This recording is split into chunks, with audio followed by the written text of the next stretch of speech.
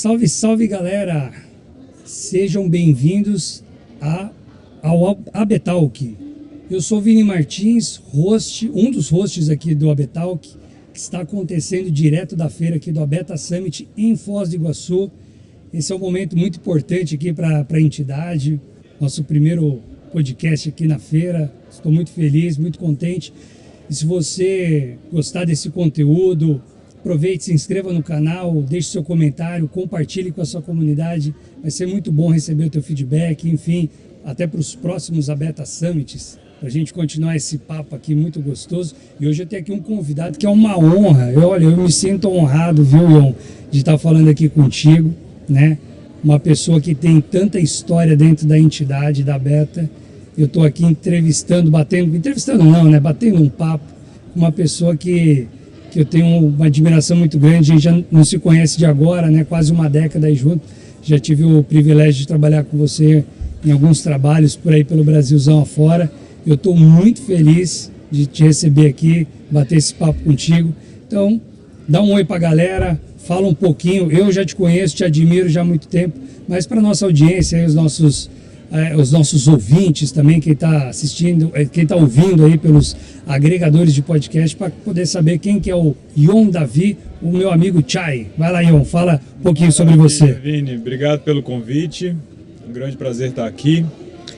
Eu me chamo Ion David, sou natural do estado de Goiás, mas passei a minha infância e a minha adolescência em Olinda, Pernambuco, próximo ao mar, e nesse tempo eu era surfista, né? Então eu cresci no mar, surfando, mergulhando, e aí em um determinado momento a minha mãe resolveu voltar para Goiás, comprou um sítio lá no Alto Paraíso, na Chapada dos Veadeiros, e quando eu tinha 17 anos a gente saiu de Pernambuco, de Olinda, e fomos morar na Chapada dos Veadeiros. E eu cheguei na Chapada num momento crucial, esse é o momento onde tudo começou lá, né? Aquela coisa de estar no lugar certo, na hora certa. E lá na Chapada dos Veadeiros eu passei uma grande fase da minha vida, né? E hoje eu tenho 50 anos, eu moro há 32 anos lá na Chapada. E é isso, vou compartilhar um pouco da minha experiência, né? Das minhas contribuições aqui para a Beta e para o turismo de aventura do Brasil. Que legal, é uma honra mesmo ter você aqui. Então aproveita já, você comentou aí que hoje você então chegou jovem, né, na Chapada, até hoje, né, largou a prancha de surf e agora tá no meio das cordas, é isso mesmo? Conta pra gente o que você faz hoje. É isso, então, eu no ano que eu cheguei na Chapada, foi quando teve o primeiro curso de guias, né, organizado pelo WWF e o IBAMA na época. E esse curso ele tinha o intuito, né, de proporcionar para os ex-garimpeiros, porque a Chapada dos Veadeiros foi um lugar de muito garimpo de cristal. Então, esse garimpo, ele, né, quando o Parque Nacional ele foi criado, o garimpo ele foi proibido. Então, muitos ex-garimpeiros ficaram morando na Vila de São Jorge, que é uma vilazinha que tem ali no entorno do parque. E como uma estratégia, né, de possibilitar ocupação, né, produção de recursos, então foi proporcionado um curso de guias, um curso de condutor de visitantes, em 1991. E esse curso basicamente eram garimpeiros e algumas pessoas de fora. Então eu participei desse curso, do primeiro curso de condutor, e no final do curso foi fundada a ACVCV, que foi a primeira associação de condutores de visitantes do Brasil. Essa associação, né, que chama ACVCV, depois a gente serviu de referência para outras associações de condutores na Chapada Diamantina, na Serra do Cipó. A diretoria da ACVCV viajou para outros destinos brasileiros, não tinha essa possibilidade, e a gente fez um incentivo para que outras associações fossem criadas. Então, as associações de condutores que tem na Chapada Diamantina hoje, por exemplo, elas são fruto dessa experiência que a gente teve na Chapada dos Veadeiros como a CVCV. E nessa época se conhecia muito pouco dos atrativos naturais da Chapada dos Veadeiros. Então a gente juntou com uma equipe de condutores, né, que tinham recém-formados, e criamos um grupo de descobridores de cachoeira. E a gente começou, e o recurso que a gente tinha era carta topográfica do Exército, 1 para 100 mil, bússola, régua, lapiseira, transferidor. E com esse recurso, old school total, né? Então eu aprendi a fazer leitura de mapas, interpretação de mapas, né? Tem um dos professores que foi professor desse primeiro curso, ele é geógrafo e ele foi morar na Chapada, ele já estava morando já há um tempo, então ele conhecia muito bem os mapas da região. E aí, através dessa leitura de mapas, a gente começou a identificar lugares que tinham cachoeiras, que tinham lugares com potencial, que tinham canyons, e a gente começou a caminhar e buscar lugares. Então, nessa a gente descobriu grandes complexos de cachoeira da Chapada, a gente descobriu o complexo do Rio Macaco, o Macaquinho, Catarata dos Couros, nada disso era conhecido, a gente descobriu nessa busca das cachoeiras utilizando as cartas topográficas, né? E aí nós fazíamos então as caminhadas com orientação, triangulação, identificar onde você está, para onde que você está indo, tudo com old school, lapiseirazinha, régua. O mato estava alto. O mato alto, não tinha trilhas, né? E a gente foi descobrindo muitos lugares na Chapada, Cachoeira Almécigas, o Sertão Zen, né? E aí esses lugares começaram pouco a pouco a gente levar pessoas, nós éramos condutores, né? Então a gente começou a levar pessoas, reportagens, os lugares começaram a ficar conhecidos.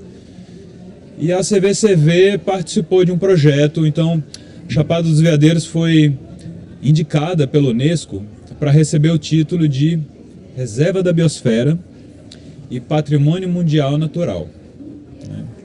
Isso em 93, 94. Então o WWF, a organização WWF, propôs um projeto na Chapada dos Veadeiros para criar bases para a implementação dessa reserva da biosfera. E o projeto ele era focado no incentivo, no apoio a algumas associações locais. Entre elas, então, tinha a CVCV, que é a Associação de Condutores de Visitantes da Chapada dos Veadeiros, a Associação Comunitária de São Jorge e uma associação que não existe mais, que era uma associação de extrativistas, de Flores do Cerrado, né? E através dessas associações o WWF começou a investir então recursos na região, capacitação.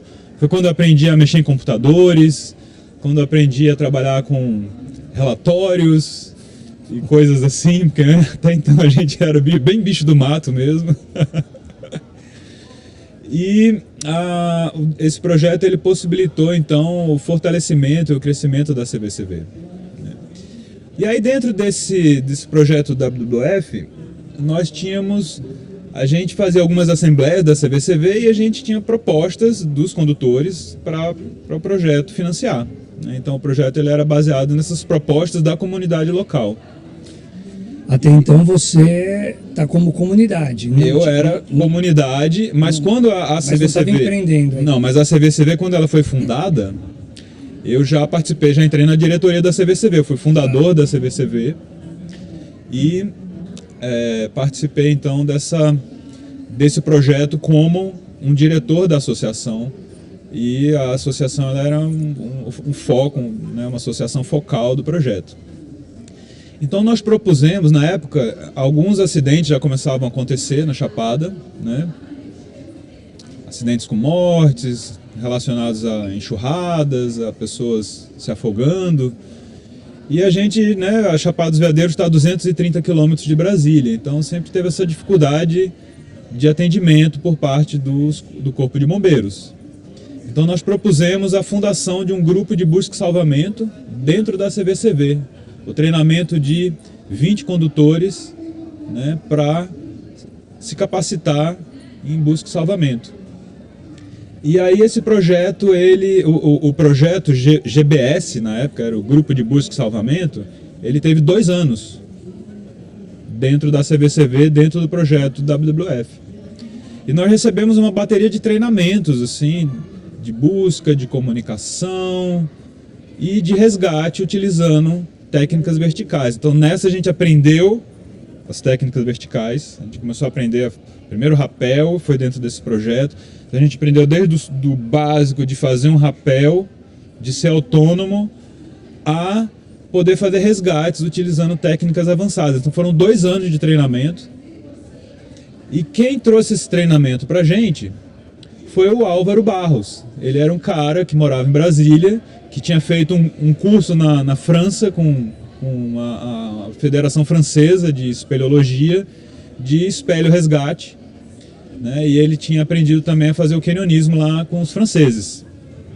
Então nessa, nós aprendemos então a fazer o canyonismo, aprender a fazer resgates, e a gente começou a explorar, então, a revisitar os lugares que a gente tinha descoberto como os descobridores de cachoeira, a revisitar esses lugares com cordas e utilizando técnicas de acesso, né, a locais que não era possível acessar. Então nós começamos a descobrir o potencial da Chapada para a atividade de canyonismo, né? E nessa brincadeira nós abrimos os principais canyons que tem abertos hoje na Chapada, os canyons clássicos, o Rio dos Couros, o Macaco, o Afluente Azul, Juramidã. Não, o Juramidã é mais recente. Mais recente. Então nós investimos muito na atividade do canyonismo e começamos a fazer a atividade de rapel comercial numa cachoeira que tem lá na Aí já na nasceu a Chapada. travessia já. Aí a travessia ela já nasceu já mais no final do projeto chamava Projeto Veadeiros, né? E em 1997 aconteceu um evento no Rio de Janeiro, que foi o primeiro Congresso Brasileiro de Ecoturismo. Esse congresso ele chamava World Ecotour 97. E o projeto do WWF ele já estava no final. E eu fui para esse World Ecotour 97 como um representante do projeto, né? E eu dei uma palestra sobre a Chapada dos Veadeiros. Nessa época, a Chapada ela não era conhecida no mercado nacional, o mercado do ecoturismo estava bem no início ainda, né? E eu dei essa palestra lá apresentando a Chapada como destino, apresentei o Projeto Veadeiros, né? E apresentei o trabalho que a gente estava fazendo, criando base para receber o título de Reserva da Biosfera. Então, nos dias seguintes, no meio desse congresso, eu comecei a ter algumas pessoas que me procuraram pedindo roteiros, pacotes para a Chapada. A Chapada não era um destino comercializado ainda no Brasil, né? Ela era conhecida ali regionalmente, Brasília, Goiânia. E aí eu estava com um amigo, né, que tinha um computador, tinha um notebook. E aí eu conversei com ele, falei, cara, eu precisava fazer um pacote para a Chapada para já entregar para esse pessoal aqui. E aí muito prontamente, numa noite, a gente criou um roteiro, a gente fez um pacote, eu passei na sala de imprensa, imprimi e cheguei no dia seguinte com as folhinhas impressas e comecei a distribuir os pacotes da Chapada. E nisso nasceu a travessia, né? A travessia nasceu já nesse evento lá no Rio de Janeiro. A gente fazia algumas travessias de bicicleta também na região, então um dos pacotes que foi feito ele era focado na atividade de cicloturismo e por isso veio o nome travessia, porque a gente fazia travessias de bicicleta, né? Daí começou, mas começou muito devagar, assim, a gente recebeu um grupo no ano, no outro ano outro grupo, e aí pouco a pouco a gente foi trabalhando, divulgando a Chapada dos Veadeiros no mercado nacional. A comunicação era muito difícil, né? A gente usava meios assim, impressos, revistas, jornais, né? Não tinha internet ainda, não tinha. Então era um tempo que foi bem o início assim, da história do turismo na Chapada dos Veadeiros, né? Que está totalmente interligado com a empresa Travessia e a atividade de canyonismo. Começou meio que tudo junto ali. E um pouco mais para frente, acredito, até por conta do próprio mercado ainda está iniciando, não só a travessia ou a própria Chapada, mas o mercado também viveu um momento de crescimento, né? E aí em algum momento você conhece uma galera aí que no futuro formaria a Beta. E você fez parte desse grupo aí, né? Eu também trabalho com fotografia, né? Eu sempre gostei muito de fotografia. Então, quando o pessoal que estava organizando o primeiro Rally dos Sertões, eles passaram pela Chapada fazendo uma rota. E nessa passagem deles pela Chapada, eu guiei eles num trecho da rota que o Rally dos Sertões estava fazendo. E eles me convidaram para fotografar o primeiro Rally dos Sertões. E me botaram na prova. E o fotógrafo dentro da prova, ele era deixado em algum ponto de manhã bem cedo, de madrugada, e o fotógrafo ficava naquele ponto o dia inteiro e a prova passava e depois passava um carro fazendo limpa-trilha, né? E num desses dias, o carro que me buscou no lugar era o Gustavo Timo, que estava dando um apoio para um tio dele que estava participando do Rally dos Sertões. Então nessa eu conheci o Gustavo Timo e viajamos 2 dias com o Gustavo Timo. E o destino final desse trecho era Chapada dos Veadeiros. Eu convidei o Gustavo para ficar na minha casa, então eu fiquei muito amigo do Gustavo Timo já nessa prova do Rally dos Sertões, né? E aí depois, mais à frente, se eu não me engano, foi 2003, né? O Gustavo Timo, ele tinha uma empresa de ecoturismo em Belo Horizonte, a Brasil Aventuras, e eu tinha travessia na Chapada, então a gente estava meio que sempre conversando. A gente atendia as mesmas agências, né? As agências de ecoturismo que tinha, que era Aventuras, Ambiental, a Pisa, a Freeway, né? O pessoal que já estava começando naquele tempo. Então teve um momento que o turismo de aventura ele começou a ganhar força no Brasil, muitas atividades acontecendo, muita gente buscando equipamentos, importando equipamentos, né? Mas ainda não tinha padrões, não tinha muitos protocolos, né? Então, ao mesmo tempo que o turismo de aventura ele começou a crescer no Brasil, muitos acidentes começaram a acontecer também. Então foi uma época que, com o crescimento do turismo de aventura, teve também o crescimento dos acidentes acontecendo, até um dia lá fatídico que um pai deu para a filha uma atividade de bungee jump, né?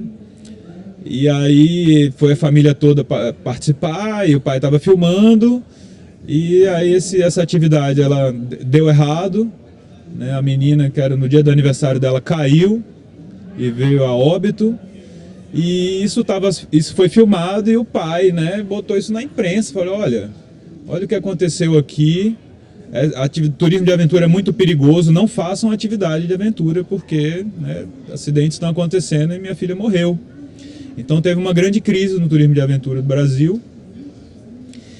E aí nesse tempo, se eu não me engano, foi 2000, eu não me lembro agora quando foi a primeira Adventure Sport Fair, né? Mas numa dessas Adventure Sport Fair, que foi em 2003, foi no momento dessa crise, então a gente estava já há uns 6 meses, né?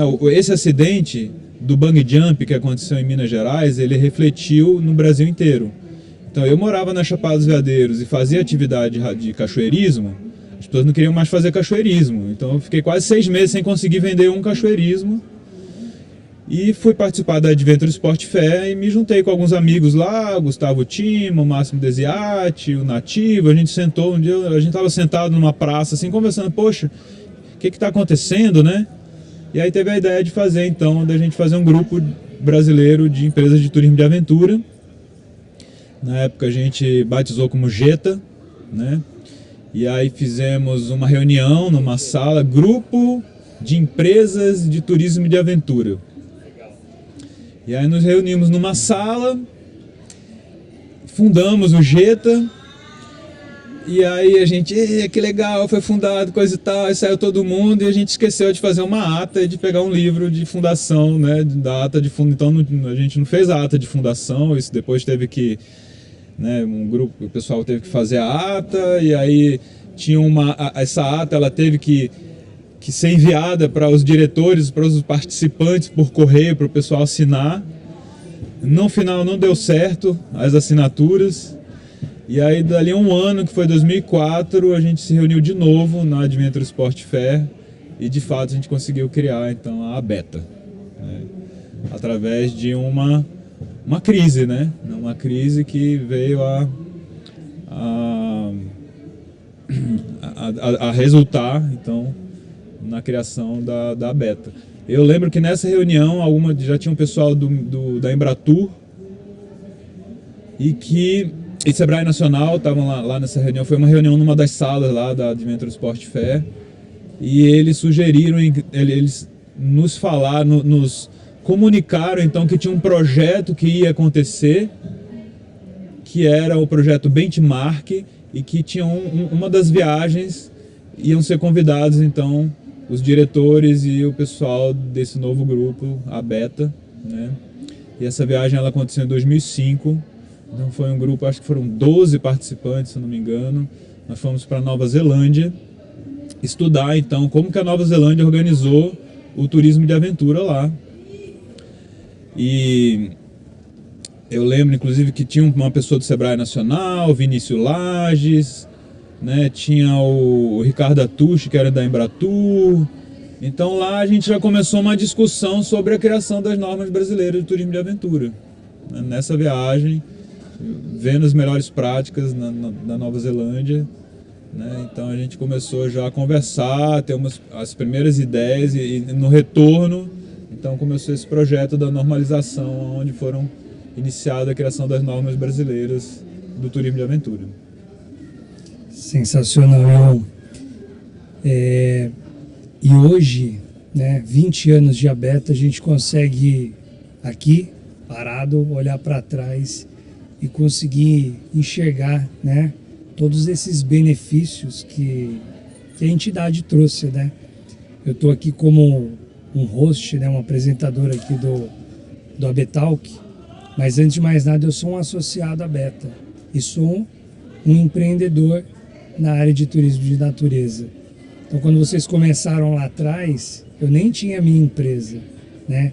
E eu hoje, né, 20 anos depois, eu estou aqui colhendo os frutos, né? Então, para mim aqui é muito gostoso ouvir, muito bom, né? Não só para mim, mas para todos os associados, para todo o mercado entender, né? Para a gente valorizar, olhar para trás e olhar com um olhar de gratidão mesmo, né? Por pessoas como você que fez todo esse trabalho, que participou desse processo, né? Se você olhar, assim, olhando hoje para trás, né? Nós estamos aqui no ano de 2024, a Abeta 20 anos, o que você consegue enxergar, né, como um marco para o turismo de natureza, aí de maneira geral, depois de 20 anos, de todo esse trabalho que foi feito lá atrás, um grande benefício que hoje o mercado recebe, né, após esses 20 anos?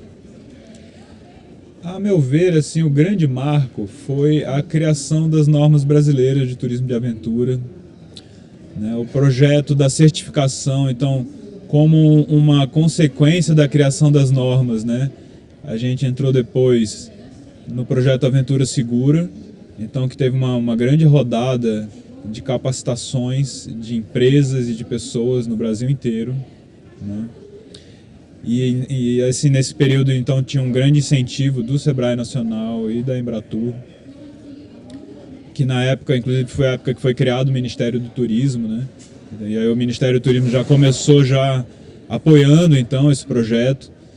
E aí teve uma primeira rodada de certificação de empresas. Foram mais de 100 empresas certificadas, né, em sistema de gestão de segurança. Na época a norma ela se chamava ABNT-NBR 15331 e depois ela foi reconhecida como ISO, né, que isso também é um grande feito, assim, porque a gente criou normas que hoje são referências internacionais. E essas normas ela resultam então na padronização dos processos, né, na organização das atividades de turismo de aventura no Brasil. E com essa amostragem que a gente tem hoje de tantas empresas oferecendo atividades, né, a quantidade de acidentes ela diminuiu muito, assim, acontecem muitos poucos acidentes em relação à quantidade de atividades de aventura que são realizadas hoje no Brasil, né? Então, assim, essa foi uma grande virada de chave, né? E hoje num evento desse, 20 anos depois, né, vendo esse summit aqui acontecendo, né, desse tamanho, com mais de 500 pessoas, uma feira maravilhosa, né, essas discussões, podcast pessoas, a gente vê hoje em dia pessoas que não são do meio do turismo de aventura, usando camisa da Abeta, falando a linguagem que há tanto tempo a gente vem difundindo, né? Então, eu estou num hotel mesmo ali que tem um monte de gente, tem as comitivas, as missões do Sebrae que vieram, eu fico olhando as pessoas. Não são pessoas do meio do turismo de aventura, são pessoas que acreditam nisso, que estão buscando recursos, que estão buscando conhecimento, proporcionando que venham pessoas do meio para cá para participar de um evento desse, né? Então, assim, a gente mudou um paradigma do Brasil. A Beta mudou realmente um paradigma no Brasil e o resultado final, né, são atividades feitas de forma mais segura, né? Pessoas participando de atividades, o público tem mudado muito também, né? Então a gente vê hoje que as pessoas que participam de atividade de aventura não são um aventureiro, não é como 20 anos atrás, quem buscava uma atividade de aventura era o aventureiro mesmo, né? Raízes. Hoje em dia o público ele vem mudando, né? Então as atividades elas vêm se adequando para essa alteração do público. Assim, o público mudou, concordo contigo, mas as empresas também amadureceram, né? Exatamente. Para perceber essa mudança, né? Acredito que todo esse conjunto de evolução mercadológica, ela traz isso, né? Então, quer dizer, eu sabia que o mercado ele se comportava de uma forma há 20 anos atrás. Hoje é uma outra história, né? A gente tem famílias que fazem viagens na natureza, que consomem produtos de turismo de natureza na Chapada dos Veadeiros. Talvez coisas que há 20, 30 anos atrás era uma coisa assim, né? Se eu olhar uma criança fazendo um rapé, um cachoeirismo, como eu já vi algumas operações, inclusive com a tua filha, né? Tainá começou com quantos anos esse ano? Tainá começou com 5 anos. 5 anos, então quer dizer, atividade com cordas. Lá atrás eu acho que isso era, praticamente era, né, só não conseguia... Era algo meio exclusivo para os praticantes, né? Que Sim. proporcionavam para os seus filhos esse tipo de experiência. No máximo. No máximo, né? Que era o meu caso, né? Que praticantes, o pessoal do raft levava o filho, o pessoal... Né? Hoje em dia Hoje não. Já virou prática comercial. Virou uma prática comercial. Com certeza, eu concordo também bem contigo. Eu acredito que a grande virada foi essa questão da segurança, né? Entender que o nosso brinquedo, né? O nosso produto, ele machuca, ele pode inclusive matar, né? Uma frase que o Evandro sempre fala, né? Nesse sentido, a gente acredita muito nisso, e é verdade, né? E cada vez mais as empresas sérias, principalmente os associados à Beta, né? A gente tem um núcleo de operações que são de muita relevância, né? Que tem um padrão altíssimo, elevado de qualidade nos seus destinos, né? Então acaba tendo esse viés da segurança, mas que o que vem por trás é o quê? É o padrão normativo, né? Então, para mim também a grande virada é de deixar esse sarrafo alto, de inclusive exportar normas, isso se deve realmente às questões normativas, né? Essa melhoria, esse salto de qualidade, né? Falando de segurança, né, de qualidade, algo que a gente vê muito no turismo de natureza, que é importantíssimo, a gente não tem como falar de turismo de natureza sem falar da parte eco, né, da natureza e da sustentabilidade, que é algo que a gente deveria ter feito mais lá atrás, né? Cada vez mais deveríamos ter pensado em não derrubar as árvores. Agora já não basta deixar de pé, a gente tem que plantar árvore, tem que regenerar. Eu sei que, né, todos nós sabemos que a Chapada, principalmente agora, né, recentemente teve muitos acidentes, né, com essa parte, crimes ambientais e tudo mais. Você tem enxergado isso e como que o turismo de natureza ele pode contribuir para que situações como essas possam ser diminuídas ou revertidas? Como que você enxerga a operação do turismo de natureza como um agente transformador? A gente tem hoje uma grande briga no Brasil, né, que é em relação ao agronegócio, né? Porque o agronegócio realmente é uma atividade muito rentável e que há um incentivo muito grande, né, dos governos todos para a expansão dessa atividade. Então lá na Chapada, pouco a pouco, eu assisti isso, assim, do Cerrado perdendo espaço, né, onde tem áreas planas, né, onde tem um solo bom. É isso, o Cerrado ele vai perdendo espaço pouco a pouco, vai perdendo, as lavouras vão aumentando, vão ampliando, né? Você vai vendo devagarinho, sim, crescendo, né, o agronegócio. E aí na Chapada tem um município de Alto Paraíso, um município de Cavalcante, por exemplo, que a própria geografia ela não permite o agronegócio, né? Porque o agronegócio ele precisa de áreas planas, basicamente, né? Então, o município de Alto Paraíso, por exemplo, a geografia ela é muito irregular, muito montanhoso, muitos vales, muito rochoso, né? Relacionado inclusive à altitude, são lugares mais altos, né?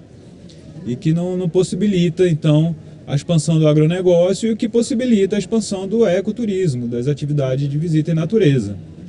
O ecoturismo também ele tem um impacto, né? Então, lugares que são mais visitados, a gente percebe uma antropização, uma abertura de trilhas, a gente percebe, né? E que são pontos de atenção, assim, a gente precisa prestar atenção porque o ecoturismo também ele tem um impacto negativo, né? Ele tem um impacto positivo porque as pessoas precisam preservar as áreas naturais, os atrativos, para continuar continuar inclusive recebendo recursos dessa visitação. Mas por outro lado há um impacto das próprias pessoas visitando essas áreas naturais.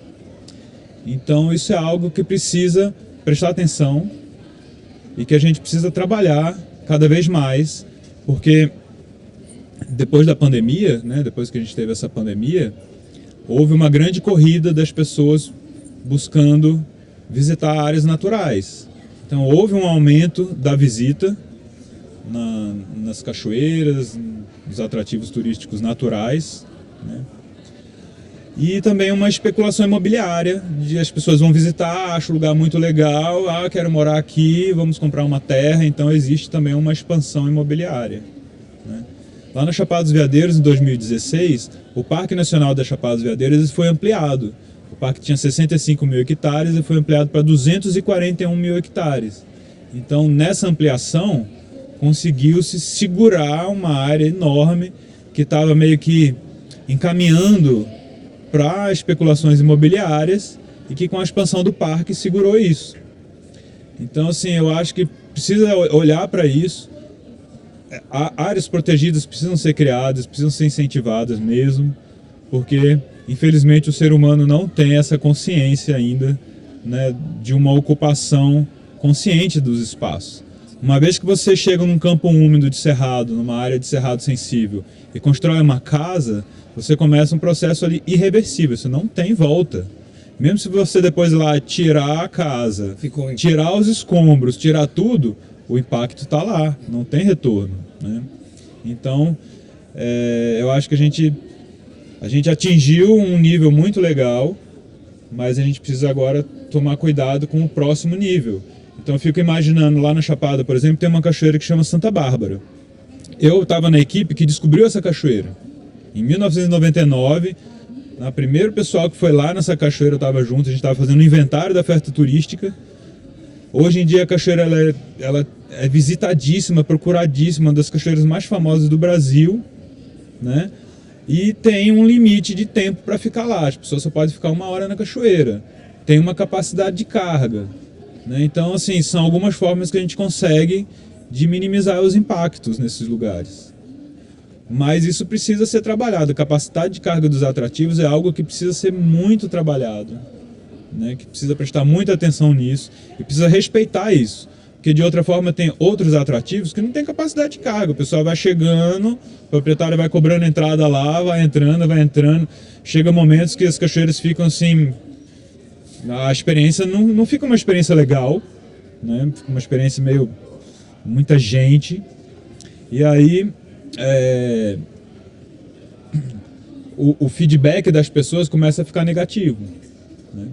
Então, assim, essa é uma agenda que ela precisa ir para frente, né? Sobre capacidade de carga, sobre proteger as áreas naturais, sobre o cuidado com a implementação de estruturas em determinados lugares, né?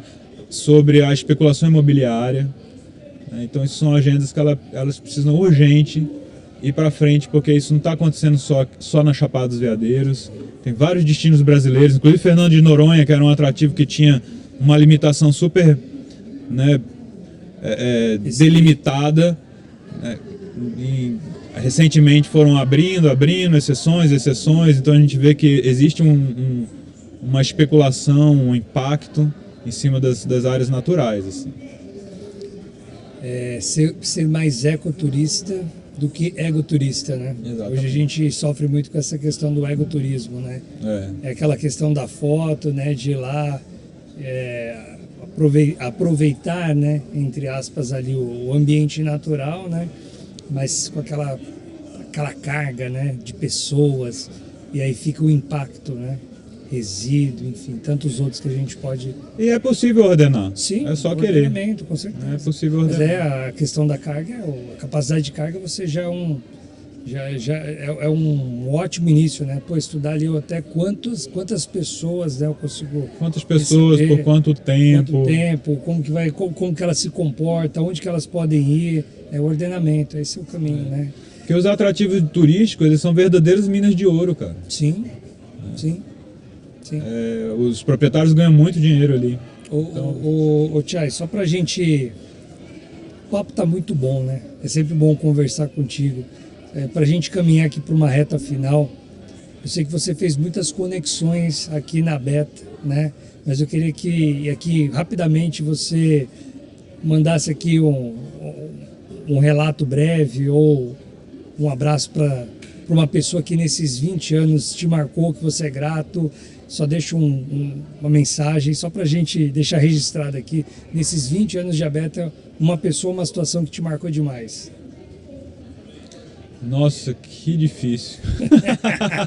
Pergunta difícil, essa é justa, né, cara? Dependendo, você vai jogar para um lado e o povo do outro lado vai pegar você. Nesses 20 anos da Beta eu conheci muitas pessoas muito legais, muitos projetos, né? Fiz grandes amizades, assim. É bem difícil falar de uma pessoa, mas uma pessoa que me marcou muito, assim, que inclusive toda vez que eu encontro, né, são encontros muito prazerosos, assim, é o Gustavo Timo, né, um grande parceiro. A gente estava junto desde o início de toda essa história, e cada vez que a gente se encontra é meio nostálgico. Você lembra daquilo outro que a gente fez, onde a gente foi, né? Então é uma pessoa que eu tenho um carinho muito grande, é o Gustavo Timo. Até você mesmo, Vini, né? Como a gente não se conhecia direito, né? Éramos associados, você me convidou para fazer um trabalho, né? Lá em Capitólio, e aquele trabalho ele mudou muita coisa, né? Eu conheci pessoas muito legais também, e mudou alguns paradigmas, né? Daquele trabalho que foi implementado o canyonismo em Capitólio. Sim. E que na sequência desse trabalho, né? Logo quando a gente estava finalizando o canyonismo, teve aquele acidente. Sim. Que aconteceu do lado do lugar que a gente estava trabalhando, né? Aquela rocha gigante caiu do lado da cachoeira que a gente estava planejando a atividade de canyonismo.